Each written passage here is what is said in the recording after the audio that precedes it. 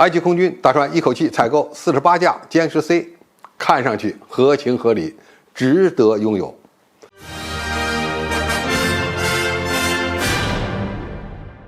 观众朋友，大家好，我是付强少。在巴基斯坦引进歼十 C-E 之后，关于哪个国家成为第二个客户，引发了网友们的关注。有人说会是泰国，因为美国刚刚拒绝向泰国提供 F-35隐身战斗机的申请。也有人认为可能是土耳其、苏丹以及刚果民主共和国等等，当然短期内都难有结果。现在我们有必要把目光看向身在非洲大陆的军购土豪国埃及。据美国媒体战术报告近日披露，埃及正在和中国洽谈购买歼十 C 战斗机，可能的最终采购数量在24架到48架之间，而且还是为埃及量身打造的歼十 C-E 定制版。埃及与中国在历史上也有过军工合作，买过一批歼七战斗机，还引进过 K8 教练机的生产线。当前埃及的战斗机更新计划正在推进，仍然有2个中队大约24架战斗机的缺口，计划从台风 F-15EX、歼十 C 中进行挑选。埃及为什么会考虑从中国采购歼十 C-E 呢？直接的原因是美国的制裁阻止了埃及采购俄罗斯苏35战斗机的计划，但是深层原因非常复杂。首先，从作战需要的角度来看，埃及非常需要一款世界一流水平的空空导弹。早前就传出从中国采购霹雳15的消息。埃及装备有大量从法国采购的阵风战斗机，据说在美国的干扰下，一时无法获得流星中距空空导弹。这是美国保持以色列空军优势的需要，而埃及引进霹雳15导弹以后，也面临着2个选择：一是让中国军工改进西方和俄制战斗机，这个操作起来很困难；二是引进中国生产的战斗机。那么歼十 C-E 就是非常合适的一个选择了。其次，中国不但可以卖歼十 C-E， 还有可能会出口空警500。这样的战术杀伤链具备以 F-35一战之力。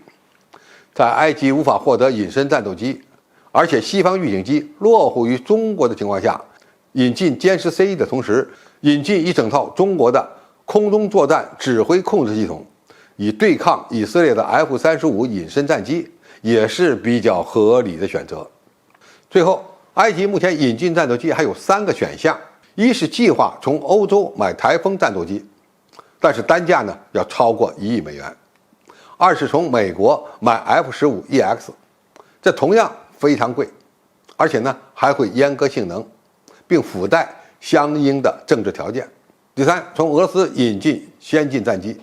比如苏35，但这肯定会遭到美国的制裁。相比较而言，中国向巴基斯坦出售的歼十 C 每架才5600万美元，武器的选择呢更加多样化，其配备的雷达和霹雳15更是达到了全球领先水平，连美国人都认为歼十 C 是世界范围内最危险的3代半战斗机，还是半隐身的战斗机。而且呢，我们的交付周期也非常短，综合比较的话，还真不是美欧俄战斗机能够比的。不过，埃及是否从中国采购歼十 C-E， 关键还要看该国能否抗住美国的压力，毕竟埃及也算是美国的盟友之一。另外，埃及对未来国际局势的判断，特别是对中美力量对比的判断，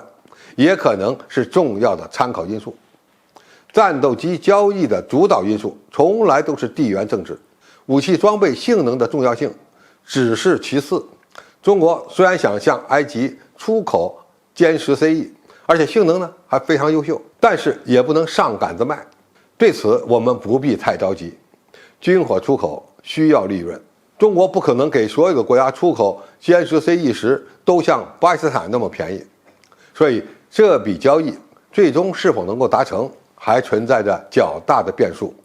但是其可能性不能排除，我们乐观其成。好，今天评述就到这里，谢谢大家收看，我们下期再见。